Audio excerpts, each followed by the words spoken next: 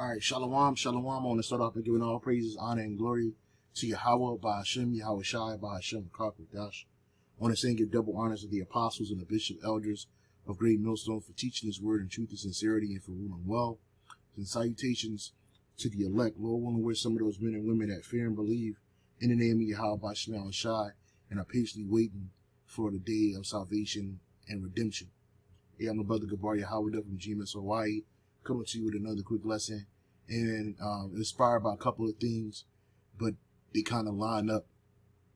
Yesterday, I did a little research on ChatGTP about, the role that a concubine played amongst our people in the ancient world, right? And then I came across this video too yesterday from the brother Endure These Last Days for, and it's entitled "The Horrible Advice the Young Ones Receive," right? And this is basically what this woman says. This woman says her mother told her men that like to sleep with a lot of women is gay. And, women don't have any understanding, right? The scripture says in the book of Job, chapter 39, verse 17, that he deprived the woman of understanding and wisdom, right? Neither have he imparted unto her wisdom, nor have he given her, roughly paraphrasing, nor have he given her to her understanding, right? Because any advice this woman are going to give you is going to be worldly advice. You know what I'm saying? And these women don't understand their roles. In this society that we live in, Esau has turned everything upside down to the point where, godly advice, wisdom, godly wisdom and advice is not taken heed of in this world. Neither are the customs or the ways of our forefathers are given any respect in this world, right? Everything in this world you do pretty much without consequence. Women, they lay down, and when I say without consequences, that's a light saying because there are consequences behind that. But in this world, they teach you that having sex is just something that you do when you feel the urge to have it, right? Or an insatiable appetite to have sex. So people end up doing it with all kinds of things. Men deal with women who have men already. Women are doing it, and they have men already. So they by that, they both committing adultery. If a man lay with another man's wife, that's adultery. If a woman, and the wife is your woman. So when a man lays down with a woman, that's his woman. That's his wife. That's supposed to be. But in this world, that's not taken with any credence. They give you these, what do you call them? These contracts, right? These marriage contracts between the man, the woman, and the state, right? And you're bound to that financially in other ways in the society. And that's what they recognize as marriage. But according to the scriptures, when a man lays down with a woman, that's marriage. In the side of Yahweh Shai, that's marriage, right? Unless she's a prostitute, right? Anyway, so I just kind of wanted to run through these things, and then I looked up something just now. I asked ChatGTP to break down Second Esdras 6. Well, how does Second Esdras 16 and 33 fit in prophecy, which I already know, but I just kind of wanted to, I'm asking ChatGTP questions. And so without any further ado, I'm going to play this video real quick, and then we'll get some precepts. My mama always told me, if a man is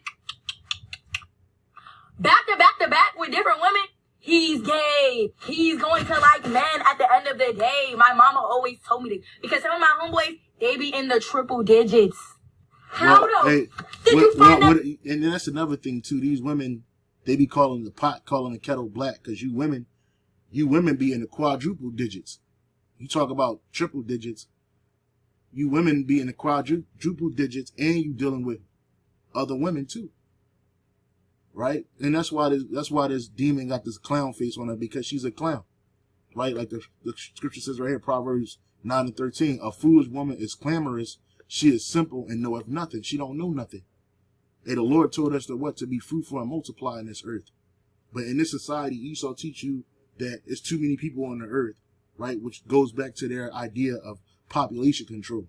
So they push all of this shit out there in the world where they destroy families and people, and they low-key want to prohibit you from having children, progeny, particularly the poor, which is the Israelites, right? So then you get these women with this simple-ass logic that if a man dealing with, multiple women, you know, or he has plenty of women that he deal with, that he's gay. Where's that at? That makes girls to lay down with. So my mama literally told me, she was like, yeah, your homeboys that are in the triple digits, that are like going up in the roster with girls, they're gonna be taking. I be trying to tell my homeboys, you gotta slow down, because my mom basically said, like, it's like drugs. Like, if you like keep doing weed too much, or if you keep doing a drug too much, your body kind of doesn't want that anymore. You want something higher. Like, you want to experience something more. So once you get tired of the girls, you want to go to the men. That's bullshit, bruh. That's straight bullshit. And the reason why she think this way, this whole generation is foul, right? Esau pushes all of this wickedness and evil on the minds of the people, and they accept it, right? There's no logic behind that. The woman was made for the men, right? This is the book of 1 Corinthians chapter 11. Yep. 1 Corinthians 11 and 8. For the man is not of the woman, but the woman of the man. Neither was the man created for the woman, but the woman for the man. Right? So the woman was created for the man. Right? A woman was created to help a man as a servant. A woman was created to be an incubator for his seed and bring forth his children. A woman was made for the pleasure of a man. Right? That's what the woman was made for. And as an Israelite man, that can be multiple women. Right? Now, we're not saying like that's something that you apply right now, because us in the truth, us brothers that's in the truth, we're focused, right? We're focused on this truth, this word, salvation, the glory, the kingdom, right? So we ain't got time to be dealing with a bunch of women. Now, some brothers got the spirit to do that, but for the majority of it, we just focus on this truth right now. But there's going to come a time in this earth, in this life, right, where the dynamics is going to change, because a man is going to be precious out here, right, as it says in the book of Isaiah, right? This is the book of Isaiah, chapter 13, verse 12. I will make a man more precious. Matter of fact, hold on.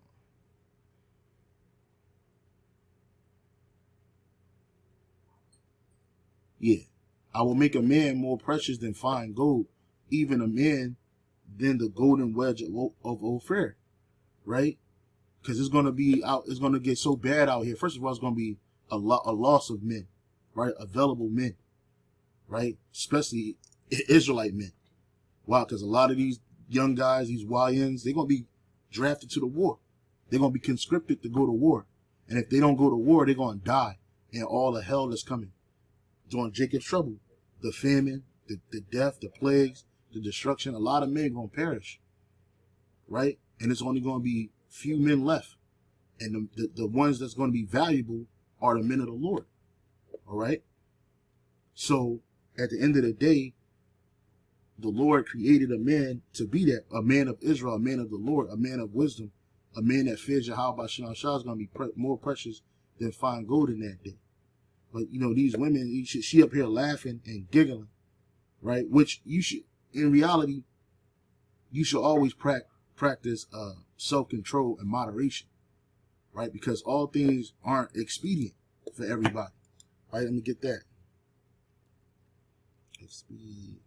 Yep, expedient. This is 1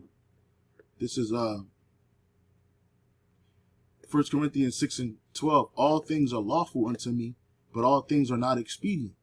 All things are lawful for me, but I will not be brought under the power of any, right? Because these things that are lawful, like dealing with multiple women, that's lawful. And we're going to get into that, right? But at the same time, it may not be expedient for you, right? Especially in this society today where there's no responsibility behind having sex. In the ancient world, there was a responsibility behind having sex.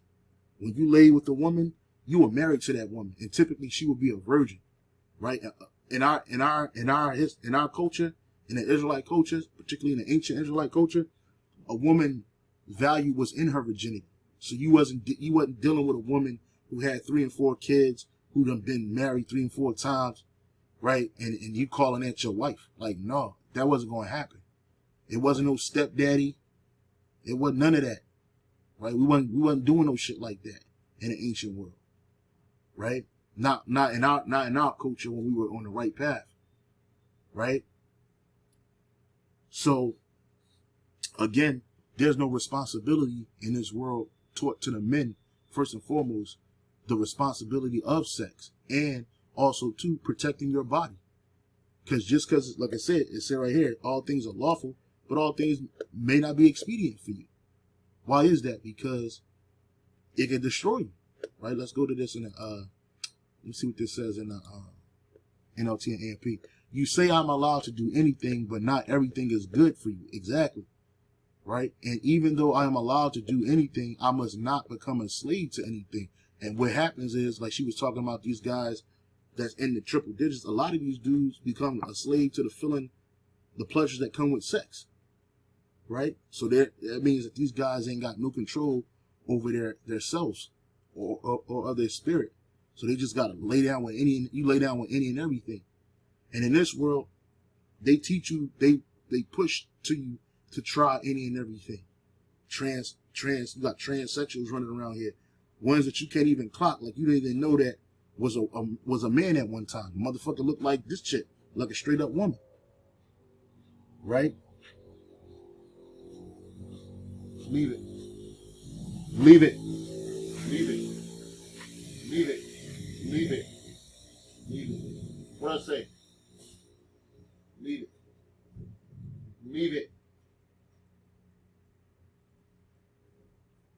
Salaki about that. I was talking to my dog. So, again, you become a slave to that. You know, anything in this world, particularly that's so-called pleasurable, people become slaves to it. You see people that are gluttonous. They love food, right? They push that on platforms like social media platforms like YouTube and all these other platforms, right? They push just eating, but that shit'll kill you. It could destroy you. It can make you sick, right? It brings disease. Okay? And Jake don't understand it. Jake just do things. Salaki.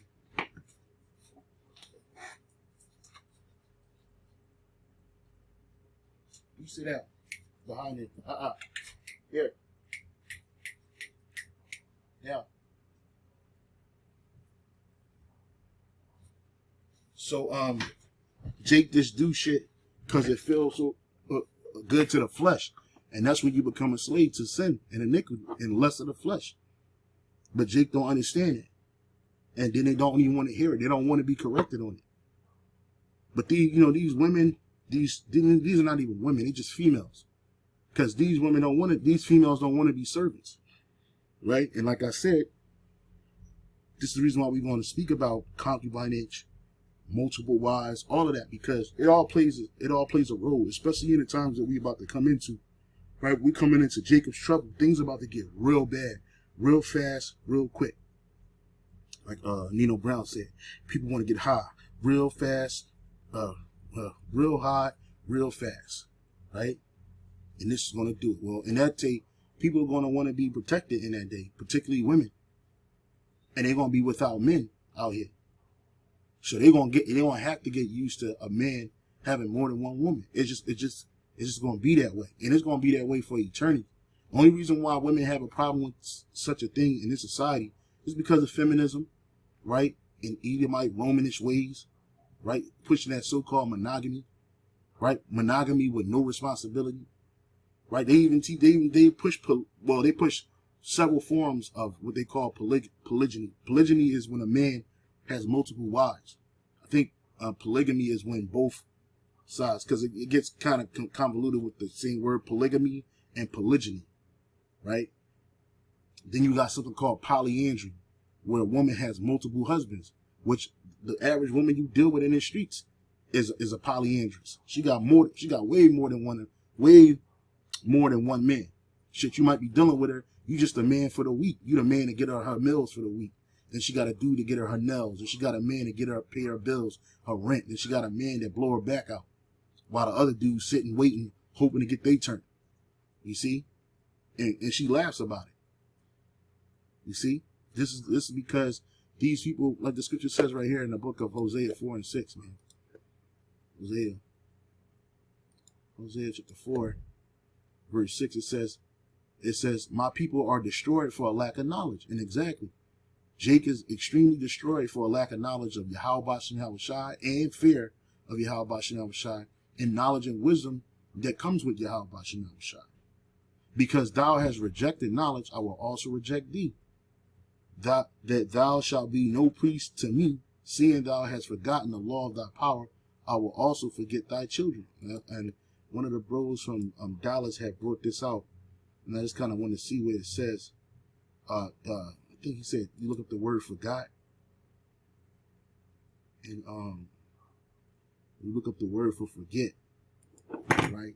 The Hebrew word there is shakah, which is to ignore, to cease to care. So it means to not care. And Jake don't care. Jake don't care about the true knowledge and wisdom and understanding of Yahweh Shem Shai. They reject it. So the Most High said he gonna forget you. He gonna care about you. Right? And when this thing go down, a lot of people gonna see it. It's part of Jacob's trouble. And it all plays a role in Isaiah 4 and 1. Why is that gonna happen? Because of Jacob's trouble. There's gonna be so much insurrection, so much destruction out here, so little men out here. These women ain't gonna have no covering. Right now, they want you to pay for their time. Right? You gotta pay money, exorbitant amounts of money. You take a woman. I saw a thing. I don't know how true it is. That's why I ain't speak on it like that. But I saw a post.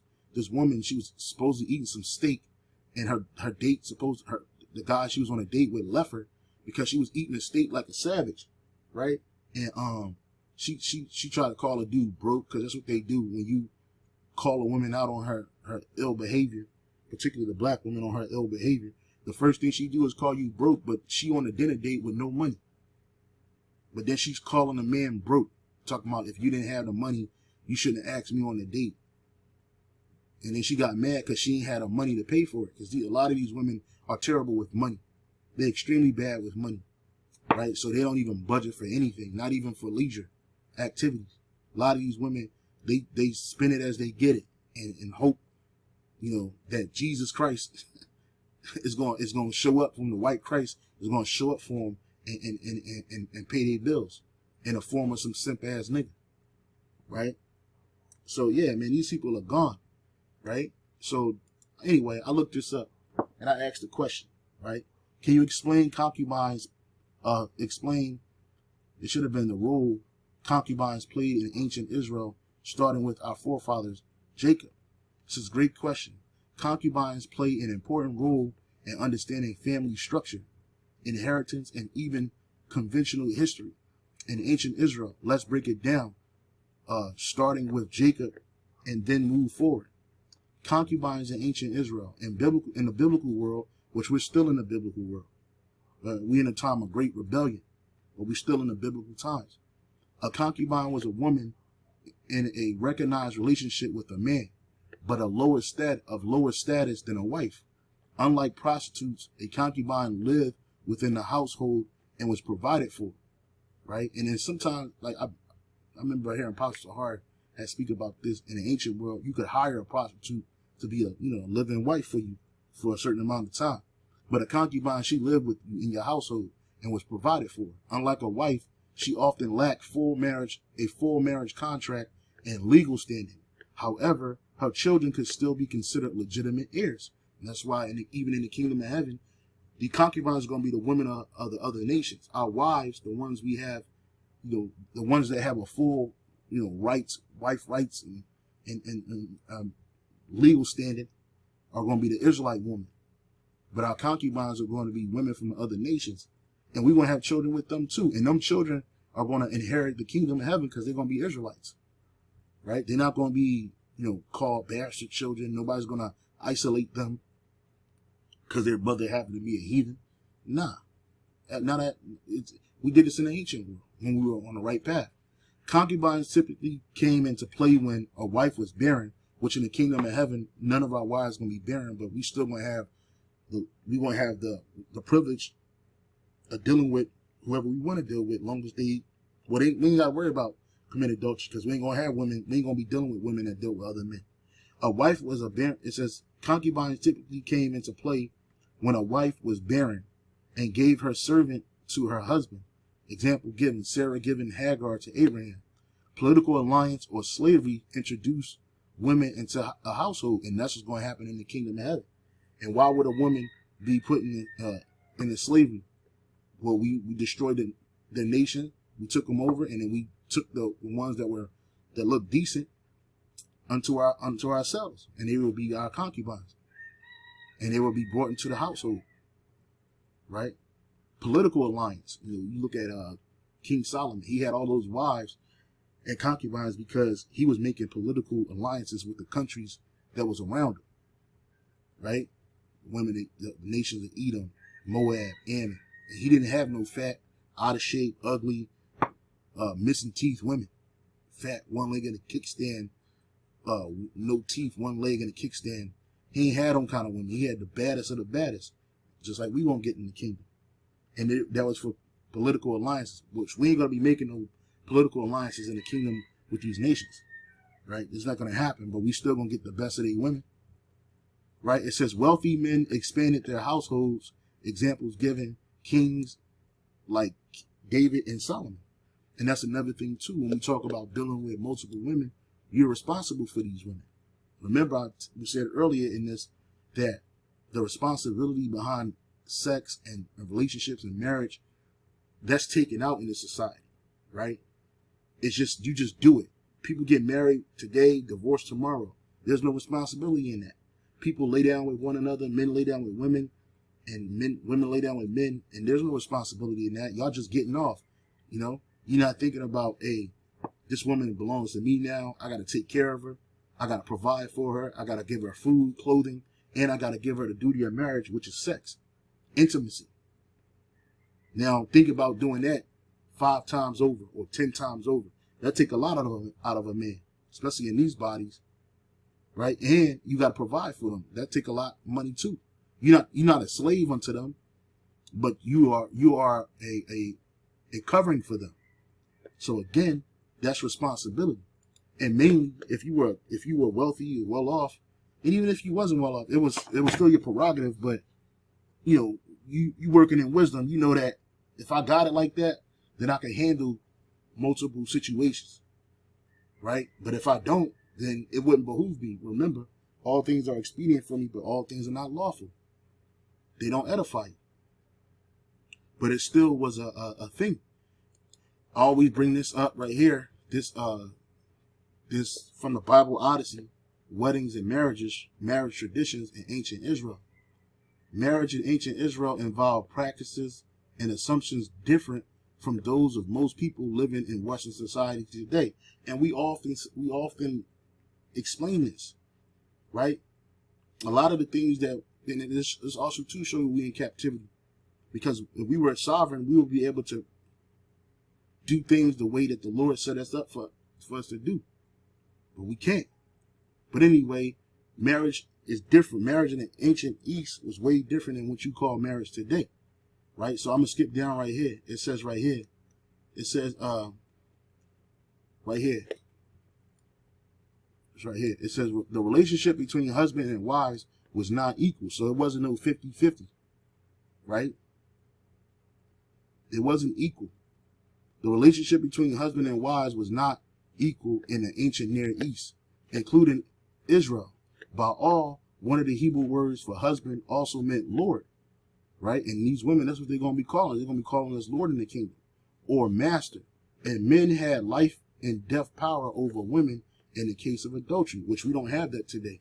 A dude take his woman out because she committed adultery against him, he's going to prison forever. Right? He's going to be labeled a monster. But in the ancient world, it wasn't the case. It says, and men had life and death power over women in the case of adultery, which in ancient Israel involved a woman having sex outside of her marriage, or a man having sex with another man's wife. That is physical adultery. Men, though, could have multiple wives and concubines, and were allowed to go to prostitutes. Thus, monogamy was a one-way street in this culture, right? And the only one that walked down the street of monogamy is the woman. And one of the biggest issues that the so-called Black, Latino, Native American woman has with the Israelite men is that we deal with more than one woman. And this way, you gotta sneak, right? You gotta lie, right? You gotta do all this shit underhandedly so you can have a little bit of peace in your relationship without the bullshit that come with you dealing with multiple women. And now, for women wants to disparage a man from having multiple wives, right? By calling you gay, right? Woman says her mother told her any man that likes to sleep with a lot of women is gay. How, nigga? Gay means a man deal with another man. But she was saying, oh, you deal with so many women, you get tired of it. No, you don't. I'm 40 fucking 5 years old, bruh. And I like the box. I will never get tired of that shit. I mean, I don't overindulge, but I'm a man, bruh. Never once did I say, you know what? I had so much box, let me go do something else. No. If a man is into homosexuality, a woman into lesbianism, they got demons on them. Right? That's a foul spirit. But again, this is used to disparage men from dealing with more than one woman. Right? When it's lawful for you to do it. But in Esau society, polygyny, right? Polygyny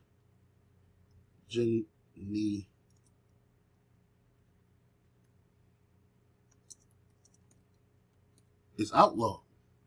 No. It says polygamy or polygamy is not legal in the United States. It is illegal in all 50 states. Out of all the things that could be illegal in this country, they pick polygamy, right? They pick polygamy, but bestiality is acceptable here. In Hawaii, particularly, it says no, polygamy is not legal in the United States. It is illegal in all 50 states, while some states are offering protection for polyamorous relationships. And what is a polyamorous relationship? Right? A polyamorous relationship is, it says polyamorous, they show you that Esau's a devil. Right? Polyamorous relationships are legal in the U.S. as long as all parties involved are consenting adults. This means, that while bigamy, marrying someone while already married, is illegal, engaging in multiple consensual romantic relationships simultaneously is not. That's adultery. The legal system does not restrict the number of romantic partners an individual can have, provided all parties are consenting. Why is polygamy outlawed then? Right? All parties should be consenting about that. So it says marriage to multiple partners is not recognized. It says polygamy, which is the practice of having more than one spouse at the same time, is outlawed in every state. And that's why I looked up polygyny, right? Because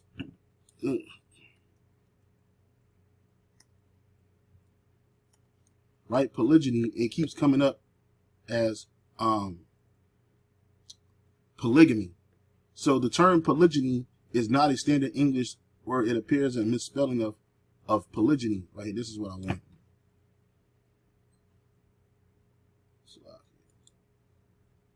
Right, polygyny. Right, polygyny, which is polygyny in which a man has more than one wife. And this goes in this is what we did in our culture. And the wives wasn't dealing with each other. They just dealt with that one man. Right? So, let's look this up. It's going to say polygamy again.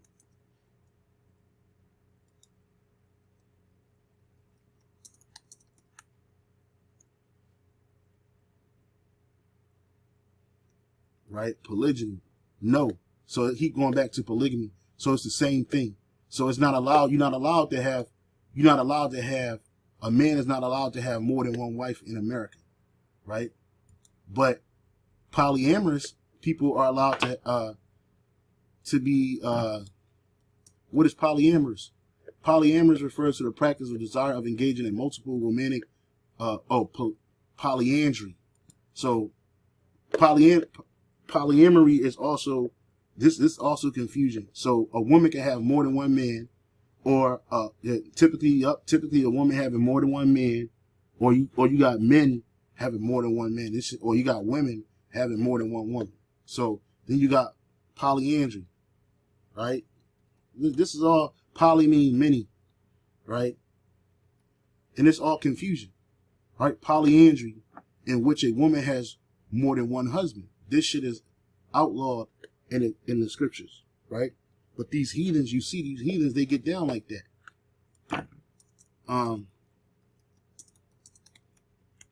think this is illegal too because it goes back to polygamy. No, polyandry is not legal in the United States. The U.S. marriage laws are based on monogamy, meaning one person can only have one legal spouse at a time.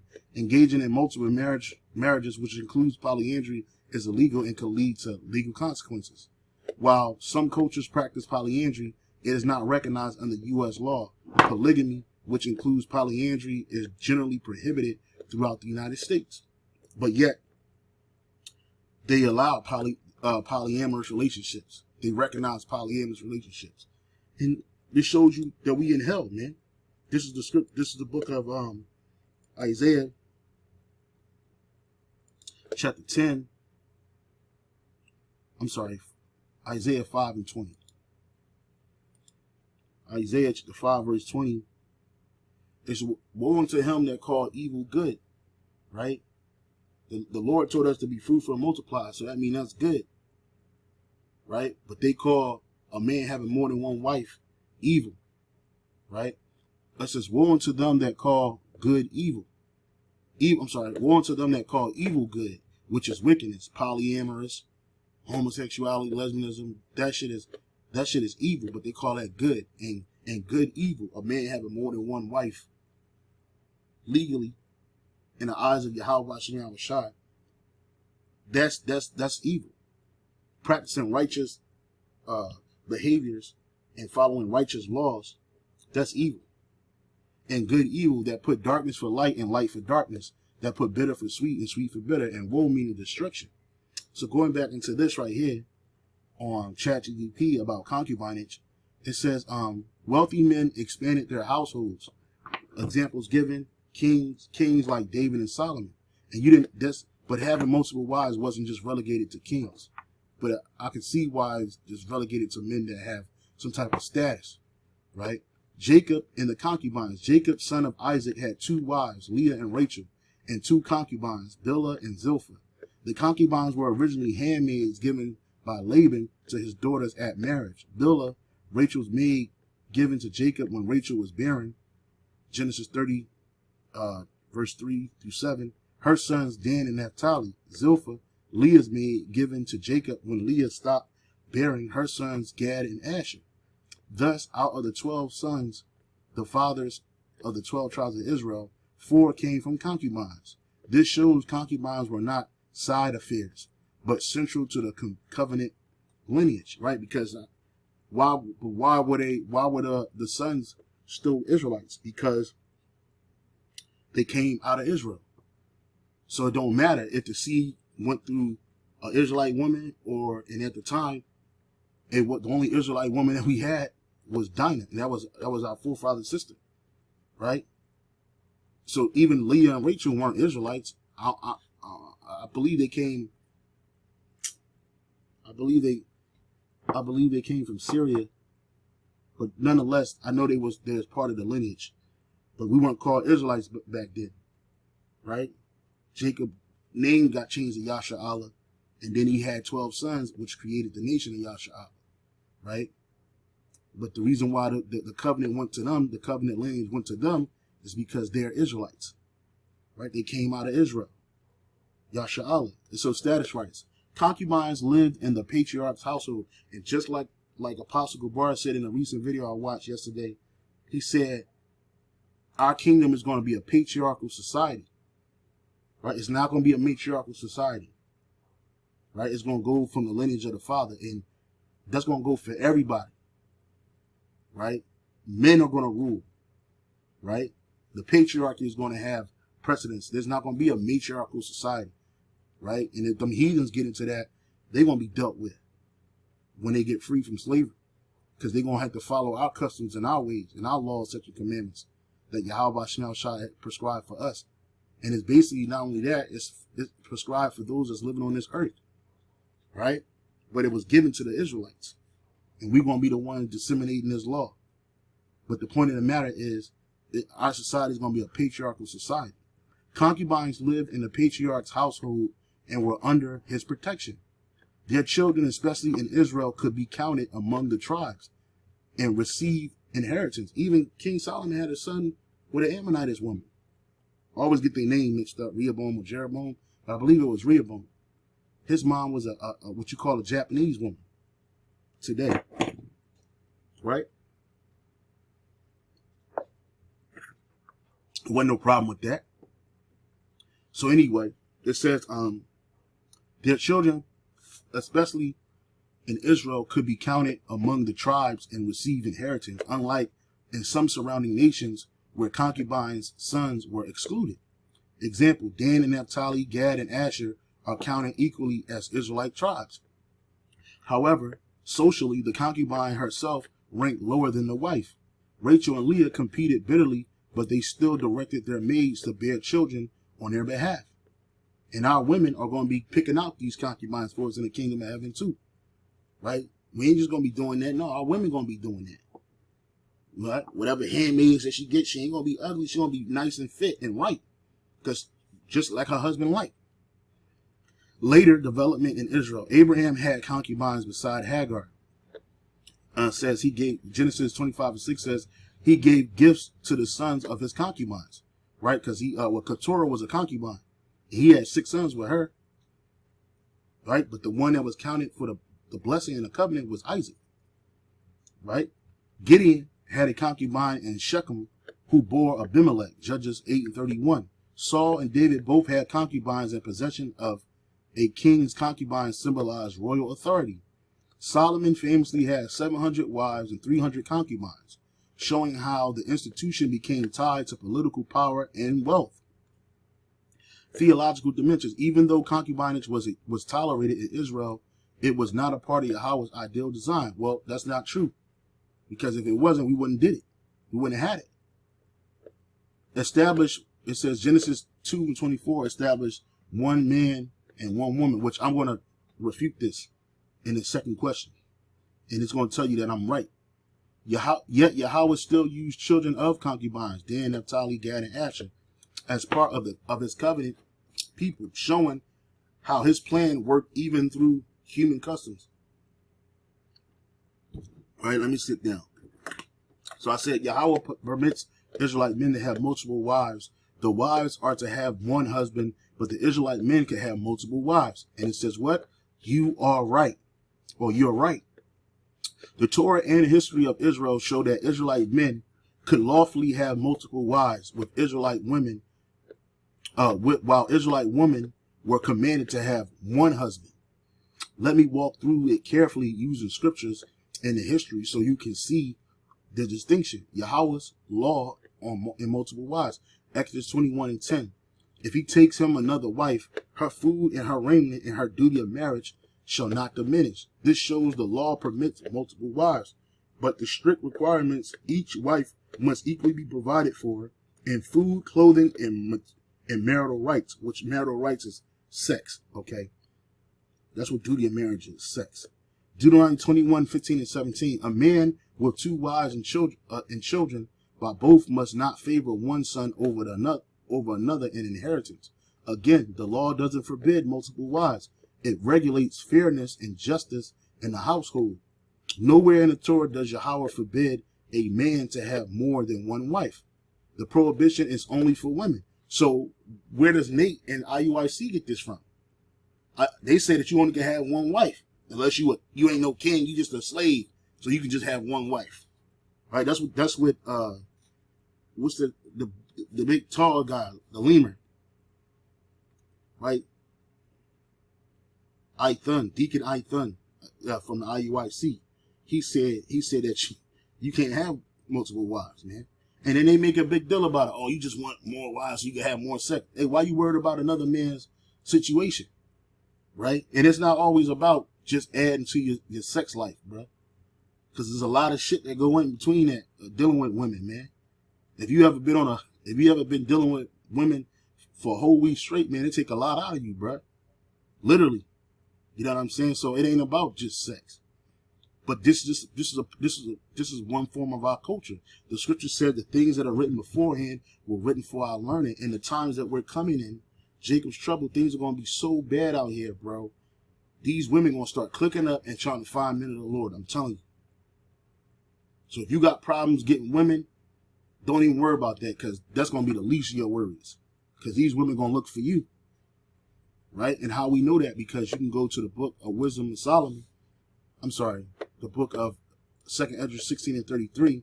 The virgins shall mourn, having no bridegrooms. The women shall mourn, having no husbands. Their daughters shall mourn, having no helpers. Right? In the war shall their bridegroom be destroyed, and their husbands shall perish of famine. So men are going to be dying from war and famine and pestilence. So men are going to be few. Especially how about Shai fearing men? That's why I had asked this question right here. Can you give me an understanding on 2nd Ezra 16:33 as it pertains to prophecy? It says, here's a tight read of 2nd Ezra 16:33 and its flow and what it points prophetically. What the verse is saying in context. Chapter 16 is run through a chain of calamities, war, famine, pestilence, social breakdowns. Then says, in effect, the virgins will mourn with no bridegroom. Women will mourn with no husbands. Their daughters will mourn with no helpers. In plain terms, normal family life and conventional joy, engagements, weddings, household stability collapse because the men who would fill those roles are gone. And shit, as many of these single black... Hey, chill out, man. Shit, man. As many of these single women are single out here in this world, they don't have they already don't have men in the household, because the social system that's set up make it grievous to have a man in a household. Right? It's more, what's the word? It's more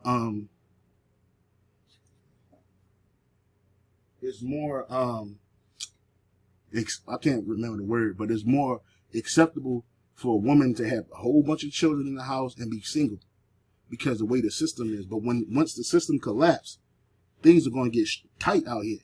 It's already tight for women out here, especially the black women. But wait till, I'm telling you, wait till it go down, man. Why men are gone. Within chapters 15 and 16, the text gives the cause. Sword, war, civil unrest, which that's coming, mass casualties, and conscription, right? That's called a draft. Remove large numbers of men, right? Especially, war age men, right? Famine and pestilence, crisis that disproportionately strike those at the front lines and the poor. And that's definitely going to happen, right? Because a lot of these actions that Trump is taking, they're aimed at the poor, right? He said he's going to get rid of the slums. He said that's where they live at. That's where they stay at.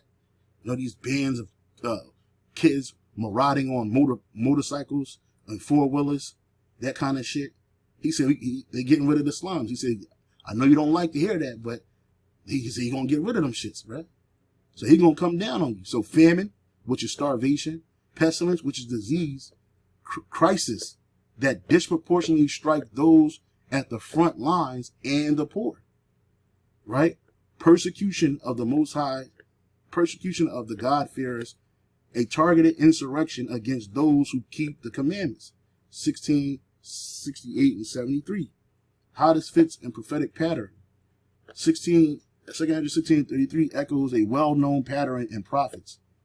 Joy of bride/bridegroom removed. Jeremiah 7:34, 25 and 10. Revelation 18:23. When judgment falls, wedding songs cease. Male scarcity after judgment. Isaiah 13 and 12. A man more precious than fine gold, which we read that earlier. Women seeking covering because men are few. Isaiah 4 and 1. End time birth pangs. Matthew 24, 6 through 12. Wars, famines, lawlessness. Line up with 2nd Ezra 16, 18 through 22. What it means for Israel, Jacob trouble. What it means for Israel, Jacob's trouble. National affliction first deliverance. I'm sorry, national affliction first, deliverance after. That's right. And that's why we praying and hoping that we endure to the end. And that we'll be what? Delivered. Jeremiah 30:7 pairs with 2 Ezra 16:70-74. Harsh pressure on those who fear Yahweh. Then protection for the obedient remnant. Social inversions without husbands, bridegrooms, helpers, households grieve and become vulnerable. Community structures fail. The scarcity of righteous men makes faithful leadership and coverings rare and precious. Let's read that again. The scarcity of righteous men makes faithful leadership and coverings rare and precious. And that's why we're going to be more precious than fine gold. Which also explains why Isaiah 4:1 follows judgment scene, right? Because you read Isaiah chapter 3, verse 25. Thy men shall fall by the sword, and the mighty in the war. And her gates shall lament and mourn, and she being desolate shall sit upon the ground. Isaiah, come on, bro. Isaiah 4:1. I don't know why I did this. Yeah, Isaiah 4:1. And in that day, 7 women shall take hold of one man, saying, we will eat our own bread and wear our own apparel. Only let us be called by thy name to take away our reproach, man. Right? So in the NLT and the AMP, it says, in that day, so few men will be left that 7 women will fight for each man. That's a complete number of women going to fight for each man, saying, let us all marry you. We will provide our own food and clothing. Only let us take your name so we won't be mocked as old maids. And what does that mean? Taking our last name. We just give it to them? No. We're going to lay with them. And they're going to become our wives. And that's it. And they're going to be under protection of the Israelite men. You see? So all this makes sense, bro. Right? It ain't just the sake of having women for the sake of having women. There are women that's going to be saved in this thing, man. Right? And they're going to have a man of the Lord over them. Right? So I was going to go a little bit more into this because there was a lot of information in here, but I don't want to keep, brothers. We're already at 47 minutes. And I know Jake's attention span is extremely low. But you brothers can check this stuff out, man. And you can see, you know, all things have its portion in time, bro. Everything has its time. There's a time and season for everything. You just got to know what time you in. Right? Right now, we're not in the time to be adding nothing. We focus on this truth and the elect of Israel. Lord willing, we some of those men and women, and we can get the fuck up out of here. But there is going to be a time where it is going to be, we're going to have these additions. Right? Your woman acting crazy right now, let her act crazy. She going to talk her way out of a blessing. And 7 more women, a complete number of women, going to talk their way into a blessing. So don't trip. It ain't no big deal. You know? It all has its role. Just like concubines had a role in the family structure, wives had their roles in the family structure, right? These women going to have their roles in the structure of Jacob's trouble. And so with that, I would say shalom, on to the next. Shalom.